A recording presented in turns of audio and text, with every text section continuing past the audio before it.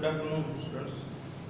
Last લેક્ચરની અંદર આપણે પારજનનિક પ્રાણીઓ વિશેની ટોપિકની વાત કરેલી હતી કે પારજનનિક પ્રાણીઓ દ્વારા આપણે કઈ રીતે ઉત્પાદન જે છે એ પ્રાપ્ત કર્યું છે. હવે આજે આપણે આગળ એક નવા ટોપિકની શરૂઆત કરવાની છે જેનું નામ છે નૈતિક પ્રશ્ન. હવે આ નૈતિક પ્રશ્ન જે છે એથિકલ ઇશ્યુઝ વિશે વાત કરવાની છે આપણે કે સામાન્ય રીતે બાયોટેકનોલોજીની મદદથી આપણે પારજનનિક પ્રાણીઓ બનાવી છે. જે પારજનનિક પ્રાણીઓનો મુખ્ય ઉદ્દેશ એવો છે કે આપણે કોઈ ઉત્પાદન મેળવવા માટે અથવા તો કોઈ પ્રાયોગિક પ્રમાણોને સિદ્ધ કરવા માટે એટલે કે પ્રયોગો કરવા માટે આપણે પારજનનિક પ્રાણીઓ જે છે સૌથી પહેલા ઉપયોગમાં લઈએ છીએ. તો જે પારજનનિક પ્રાણીઓ બનાવીએ છીએ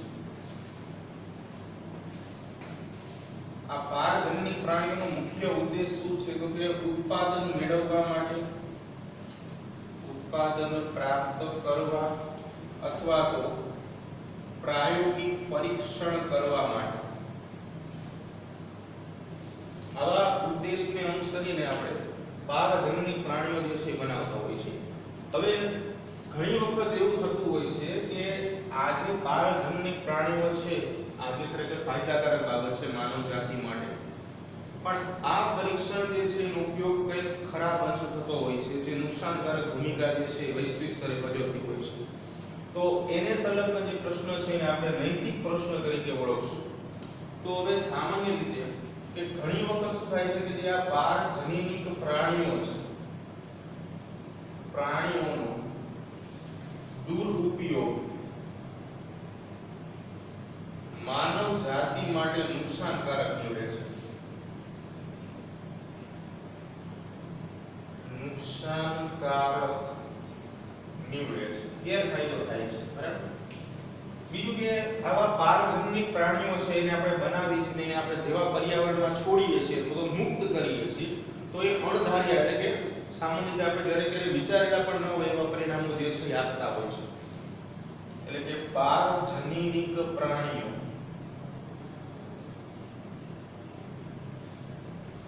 ને પર્યાવરણમાં મુક્ત કરવાથી ઘણા બધા અણધાર્યા પરિણામો પણ સર્જાય છે. અણધાર્યા પરિણામો સર્જાય એટલે એવા પરિણામો જેની ક્યારે આપણે ધારણા પણ નથી કરતા હોતા એવા પરિણામો ઘણી વખત સર્જાતા હોય છે. તો એના માટે ભારત સરકારે એક આખી કમિટી બનાવી છે જેનું નામ છે GEAC. આ કમિટી છે, આખું નામ પણ આપણે યાદ રાખીશું એટલે કે genetic engineering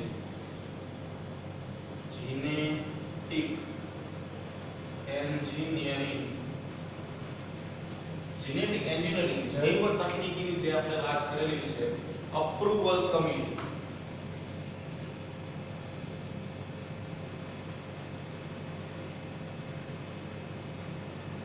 genetic engineering approval committee GEAC. તો GEAC એટલે કે જેનેટિક અપ્રુવલ કમિટી શું ધ્યાન રાખે છે તો કે આપણે જે પારજનનિક પ્રાણીઓ બનાવીએ છીએ આ પારજનનિક પ્રાણી જે છે ખરેખર માનવ જાતિના શ્રેષ્ઠ ઉત્પાદન અથવા માનવ જાતિના સુખાકારા માટે આપણે એનો ઉપયોગ કરીએ છીએ કે જેના કારણે માનવ જાતિ જે છે એ સારા ઉત્પાદન મેળવી શકે અને સુખાકારીની પરિસ્થિતિ જે છે એ માનવ જાતિમાં સર્જાય. પણ ઘણી વખત આપણે જે મુજબ વાત કરી એનો દુરુપયોગ જે છે એ પણ ઘણી વખત થતો હોય છે. તો એની સામે કેવી રીતે બચવું અથવા તો કેવા કાયદાઓ ઘડવા એના વિશેની જે બધી માહિતી જે છે એ GEAC આપે છે. ભારત સરકારે આ આખી કમિટી જે છે બનાવેલી છે. એટલે કે પારજનનિક પ્રાણીઓને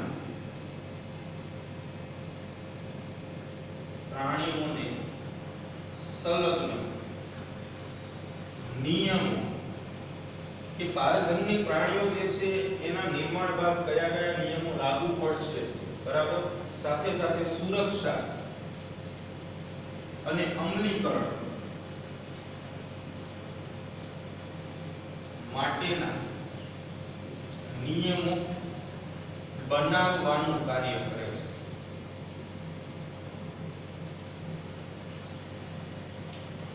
પારજનનિક પ્રાણીઓ આપણે બનાવી નાખ્યા. હવે આ પારજનનિક પ્રાણીઓની સુરક્ષા તો પારજનનિક પ્રાણીઓ જે છે પર્યાવરણમાં મુક્ત કરવામાં આવે ત્યારની સુરક્ષા જે છે એને સંલગ્ન બધા નિયમો બનાવવા, સાથે સાથે આ નિયમો જે છે એનું અમલીકરણ કરવું, આ બધી પ્રક્રિયા જે છે એ GEAC જે છે એ કરે છે. આના સિવાય કે જન સેવા માટે એટલે કે ખાસ કરીને આહાર અથવા તો ચિકિત્સીય રીતે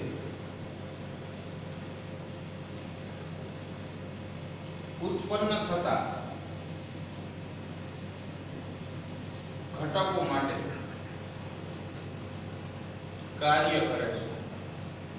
હવે આપણે જે જીએમઓ બનાવીએ છીએ, જેનેટિકલી મોડિફાઈડ ઓર્ગેનિઝમ્સ અથવા તો પારજન્યી પ્રાણી બનાવીએ છીએ, તો જે પારજન્યી તો પ્રાણીઓ છે, આ પારજન્યી પ્રાણીઓ જે છે એ આપણે જોયું એ મુજબ કે આહારના કેટલાક ઘટકો આપે છે, બરાબર. બીટી ચોખા, બીટી મકાઈ, બીટી સોયાબીન આપણે વાત કરેલી હતી, બરાબર છે. સાથે સાથે કેટલાક ચિકિત્સકીય રીતે ઉપયોગી ઉત્પાદનો પણ આપે છે. ઉત્પાદન આપવા, ફોર એક્ઝામ્પલ જનીનિક ઇજનરી ઇન્સ્યુલિનની આપણે વાત કરેલી હતી. તો જે આ બધા ઉત્પાદનો અહીંયાથી આપે છે, તો આની સામે એક જૈવ પેટર્ન બનાવવી પડે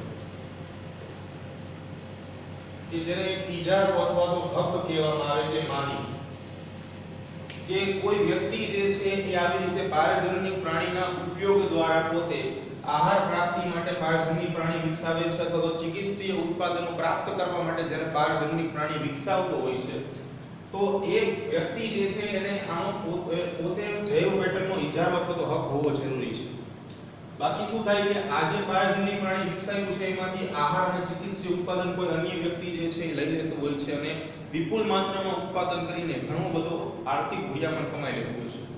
તો એના માટે જૈવ પેટર્ન એક પ્રકારનો ઇજારો અથવા તો પેટર્નનો અર્થ એવો થાય કે જે કઈ શોધખોળ થયેલી છે એ શોધખોળ ઉપર સંપૂર્ણ અધિકાર જે છે એ કોઈ વ્યક્તિનો છે અથવા તો કોઈ સંગઠને જે બનાવેલું હોય કે કોઈ કંપનીએ બનાવેલું હોય, એવી રીતે જે છે એ પેટર્નનો હક આપવાનું કામ પણ કરતા હોય છે, બરાબર.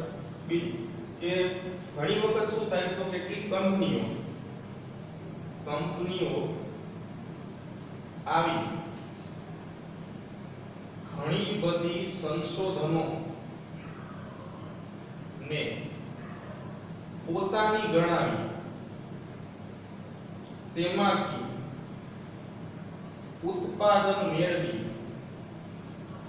આર્થિક મૂલ્ય કમાય છે. જે મુજબ આપણે વાત કરી કે પેટર્ન અથવા તો ઇજારો ન હોય તો શું થાય કે ઘણી બધી કંપનીઓ જે છે આવા સંશોધનોને પોતાના ગણાવી દે અને એમાંથી ઘણા બધા આર્થિક મૂલ્ય કમાય છે. તો આની સામે રક્ષણ આપવા માટે જૈવ પેટર્ન જે છે એનો સિદ્ધાંત બહાર પાડવામાં આવ્યો છે કે કોઈ પણ પારજન્યી પ્રાણીનું તમે ઉત્પાદન કરો છો, નિર્માણ કરો છો કે જે માનવના સુખાકારી માટે હોય. પેટર્ન હંમેશા ત્યારે જ મળે છે જ્યારે માનવના સુખાકારી માટેની પ્રક્રિયા જે છે અથવા તો સંશોધન જે છે એ આપણે કરેલું હોય, બરાબર, બાકી મળતું નથી. તો જૈવ પેટર્ન જો ન મળે તો આવું થાય છે. આના કારણે શું થાય તો કે ખાસ કરીને ખેડૂતો અને અન્ય વૈજ્ઞાનિકોનું શોષણ પણ થાય છે.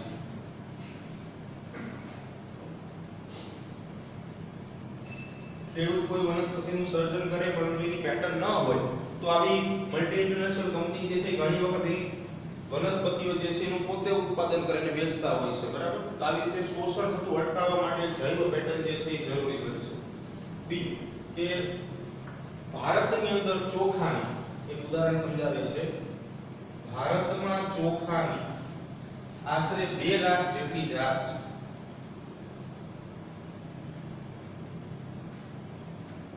2 લાખ જેટલી. તો આજે 2 લાખ જેટલી જે જાત છે એ જાત આપણે ભારતમાં ઉગાડીએ છીએ અને ઉત્પન્ન કરીએ છીએ. આ જાતો ઉગાડવામાં આવે છે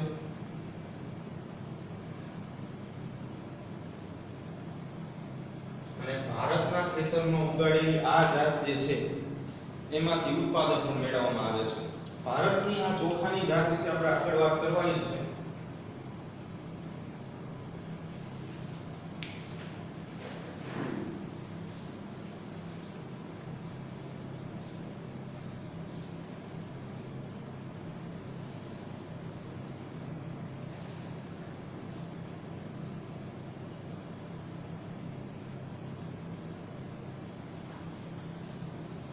હવે જો એ જ વાત આપણે આગળ વધારવાની છે કે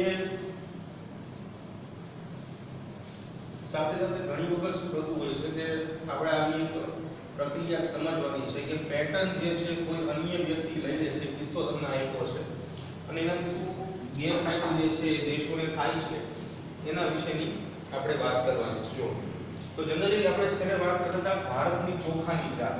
તો ભારત જે છે એમાં ભારતમાં ચોખા વિશે આપણે વાત કરી તો 2 લાખ જેટલી જાત છે. શબ્દ સમજો, જાત એ શબ્દ આપેલો છે, બરાબર? ચેપ્ટર નંબર 15 માં જાતિઓ આવશે, 2 આંકડા ભેગા ના થઈને ધ્યાન રાખજો. સાથે સાથે ચોખાની એક બીજી જાતની અંદર આપણે વાત કરવાની છે બાસમતી ચોખા. બાસમતી ચોખા જે છે ખાસ કરીને દાણાનો જે કદ છે અને સ્વાદ તથા સુગંધ માટે જાણીતા છે. અને વધુ માત્રામાં ખવાય પણ છે. તો જે આ બાસમતી ચોખા છે એની ભારતની અંદર ઓલરેડી 75 જેટલી જાતો જે છે અવેલેબલ છે. 27 જેટલી જાતો અવેલેબલ છે. 27 જાત ભારતમાં ઉગાડવામાં આવે છે. અને આ જાત જે છે એમાંથી પ્રોડક્શન પણ મેળવવામાં આવે છે ઉગાડીને, બરાબર? તો 27 જેટલી જાતો જે છે એ ઉગાડવામાં આવે છે. ઈસવીસન 1977 માં યુએસએ ની એક કંપનીએ આ બાસમતી ચોખાની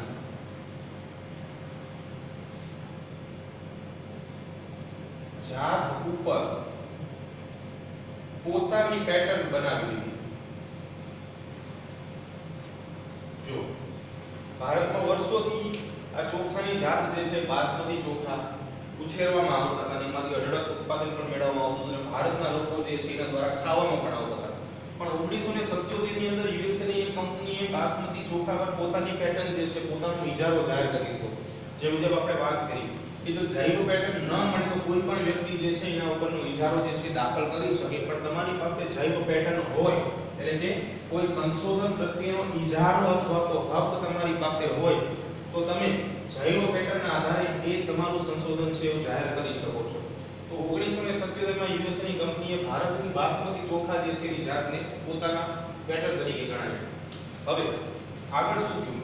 પછી આજે આખે આખો જે કેસ છે એ આંતરરાષ્ટ્રીય પાર્લામેન્ટમાં, આંતરરાષ્ટ્રીય કોર્ટમાં ગયો અને એમાંથી પછી ભારત જે છે એ પોતાની બાસમતી જાતના આધારે જીતી ગયું. આવી જ રીતે યુએસએ વાળાએ હળદર અને મીઠો લીમડો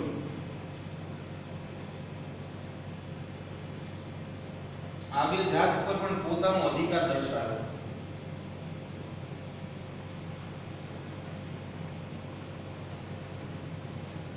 પણ એમાં પણ ભારત જે છે એને પોતાની જાત દર્શાવીને યુએસએ પાસેથી આ અધિકાર જે છે છીનવી લીધો. સાથે સાથે છેલ્લા નૈતિક પ્રશ્નમાં શું આવે કે આપણે જે પારજનીક પ્રાણીઓ બનાવી છે એ પારજનીક પ્રાણીઓ એનો મુખ્ય ઉપયોગ આપણે કીધું કે ઉત્પાદન અથવા તો સંશોધન ક્ષેત્રે આપણે કહી છે 2 મુખ્ય ઉપયોગ છે.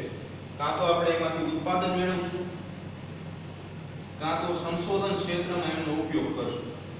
જે ગઈકાલે આપણે વાત કરી હતી કે દવાની વિષારીતા શોધવા માટે કેટલીક રસીઓ જે છે એની અસરગ્રસ્તતા દર્શાવવા માટે આપણે જનરલી પારજનીક પ્રાણીઓ જે છે એનો ઉપયોગ કરી છે. તો અહીંયા જે વાત છે કે પારજનીક પ્રાણીઓ જે છે એમાંથી આપણે સતત ઉત્પાદન મેળવીએ છીએ, સતત એની ઉપર સંશોધનો કરીએ છીએ. તો એના કારણે શું થાય તો કેટલાક નૈતિક પ્રશ્નોમાં એવું પણ આવશે કે પારજનીક પ્રાણીઓ જે છે આ સતત ઉત્પાદન અને સતત સંશોધન આ બંને થવાથી પ્રાણીઓને ઘણું બધું સહન કરવું પડે છે. પ્રાણીઓને ઘણું બધું સહન કરવું પડે છે. હવે કેવી રીતે સહન કરવું પડે છે એની આપણે વાત કરીએ તો જ્યારે ઉત્પાદન મેળવવા કે સંશોધન ક્ષેત્ર માટે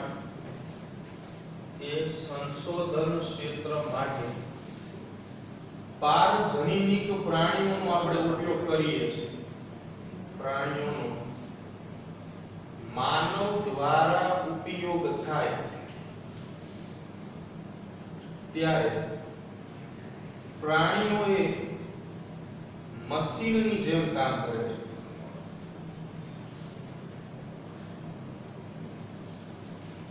બરાબર? તો આવા બધા નૈતિક પ્રશ્નો પણ સર્જાતા હોય છે. બીજી એક વાત કે જે મુજબ આપણે હમણાં આગળ વાત કરેલી કે કદાચ આપણે આવા પારજનની પ્રાણીઓને વાતાવરણમાં મુક્તપણે છોડી દઈએ તો એવું આપણે કીધેલું કે અણધાર્યા પરિણામો સર્જાય છે.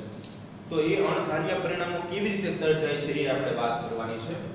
તો પારજનની પ્રાણીઓ જ્યારે વાતાવરણમાં મુક્ત સ્વરૂપે છોડવામાં આવે, મુક્ત કરવામાં આવે ત્યારે આ પ્રાણીઓ એટલે પારજનની પ્રાણીઓ સામાન્ય પ્રાણીઓની સાથે સ્પર્ધા કરે છે. સામાન્ય પ્રાણીઓની સાથે સ્પર્ધા કરે છે અને એના કારણે હંમેશા પારજનની પ્રાણીઓ જે છે જેમાં આપણે જેનેટિકલી રીતે મોડિફાઈડ કરેલા છે બધાને એ જીતી જાય છે. એના કારણે શું થાય કે સામાન્ય પ્રાણીઓની સંખ્યા પણ ઘણી વખત વધી જાય છે. બરાબર? તો આવા કેટલાક નૈતિક પ્રશ્નો જે છે એ આમાં આવતા હોય છે. હવે આપણે લાસ્ટ ટોપિક જોવાનો છે આ ચેપ્ટરનો કે જેનું નામ છે જૈવ તસ્કરી. તસ્કરી એટલે ચોરી. અહીં આપણે જૈવ તસ્કરીની વાત કરવાની છે. તો જે મુજબ વાત કરી કે આપણે પારજનની પ્રાણીઓ એઝ અ મોડેલ તરીકે બનાવીએ છીએ તો એનો ઉપયોગ જે છે એ સતત ઉત્પાદન અથવા તો સંશોધન ક્ષેત્ર માટે કરતા હોઈએ છીએ. બરાબર છે? તો કોઈ પણ પારજનની પ્રાણી છે એની ઉપયોગિતા જે છે એ કેવી રીતે કરીએ છીએ તો ઉપયોગિતાની જ્યારે આપણે વાત કરીએ છીએ તો ખાસ કરીને યોગ્ય ઉત્પાદન મેળવવા અને સંશોધન માટે આપણે એનો ઉપયોગ કરીશું. તો આ બંને કામ માટે આપણે ઉપયોગ કરીશું. હવે જે વ્યક્તિ આ પારજનની પ્રાણી બનાવે છે અથવા તો કોઈ સંશોધન એને સંલગ્ન કરે છે તો આ સંશોધન એ કોઈ અન્ય કંપની અથવા તો કોઈ અન્ય વ્યક્તિ દ્વારા પોતાના ઇજારા તરીકે જાહેર કરવામાં આવે એટલે કે પોતાના હક અથવા તો પોતાની પેટર્ન દ્વારા જાહેર કરવામાં આવે એટલે જૈવ તસ્કરી કહેવાય. કોઈ વ્યક્તિ પારજનની પ્રાણીને માનવ સંબંધિત ઉત્પાદન ક્ષેત્રમાં પોતાની જે સંશોધન ક્ષેત્ર છે દર્શાવે છે પણ એની પહેલા કોઈ અન્ય વ્યક્તિ અથવા તો કોઈ સંશોધન સંસ્થા અથવા તો કોઈ કંપની પોતાના ઇજારા તરીકે જાહેર કરી દે, પોતાના હક તરીકે જાહેર કરી દે કે આ સંશોધન અમારું છે તો આ જે સંશોધન પોતે સ્વીકારવાની જે પ્રક્રિયા છે ને જૈવ તસ્કરી કહેવામાં આવે.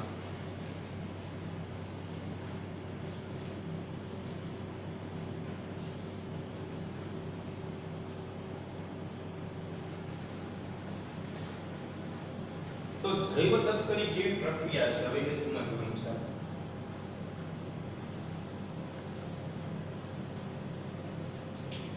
જો જૈવ તસ્કરીની આપણે સામાન્ય વાત કરીએ કે ભાઈ એની અંદર શું થાય છે કે ભાઈ કોઈ આંતરરાષ્ટ્રીય સંસ્થા છે કે કોઈ કંપની છે કે કોઈ સંશોધન સંસ્થા છે એ વ્યક્તિની પોતાની જે સંશોધન પેટર્ન છે એને પોતાની જાહેર કરી દે.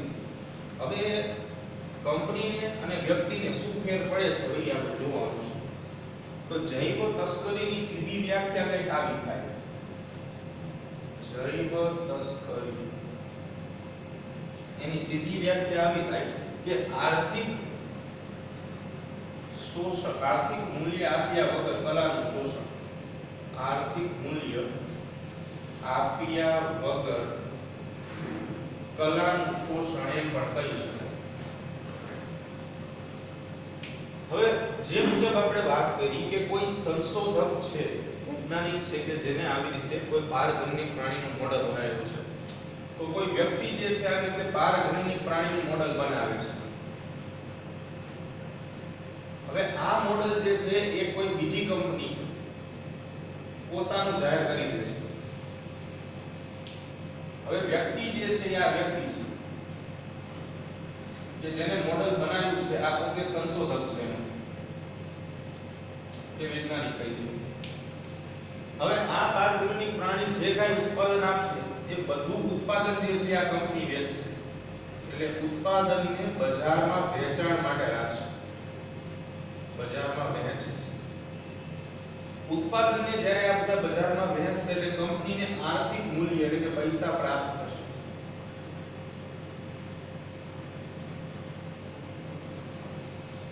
હવે આ વ્યક્તિને કંઈ મળતું નથી, એન્ડમાં વ્યક્તિને ઝીરો મળે છે. પ્લસમાં વ્યક્તિએ જે પારજનની પ્રાણી બનાવવા કે પોતાનું સંશોધન કરવા માટે જે કાંઈ સમય અને આર્થિક મૂલ્યનો બગાડ કરેલો છે એ બધું જે છે એ વેસ્ટ જાય છે. તો આજે આખી પ્રોસેસ છે ને જૈવ તસ્કરી કહેવામાં આવે છે કે વ્યક્તિની અનુમતિ વગર વ્યક્તિના જે સંશોધન ક્ષેત્ર છે એના પર પોતાનો હક જાહેર કરી દેવો. એટલે જૈવ તસ્કરીમાં આ જ પ્રક્રિયા થશે કે જૈવ તસ્કરીમાં સંશોધકની ઈચ્છા અથવા તો પરવાનગી વગર તેના સંશોધનનો ઉપયોગ થાય છે. તેના સંશોધનનો આર્થિક મૂલ્ય મેળવવા માટે ઉપયોગ થાય છે.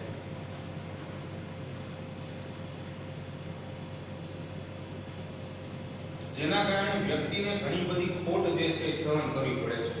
જૈવ તસ્કરીનો ગેરફાયદો એ છે કે સંશોધકોને ઘણી મોટી ખોટ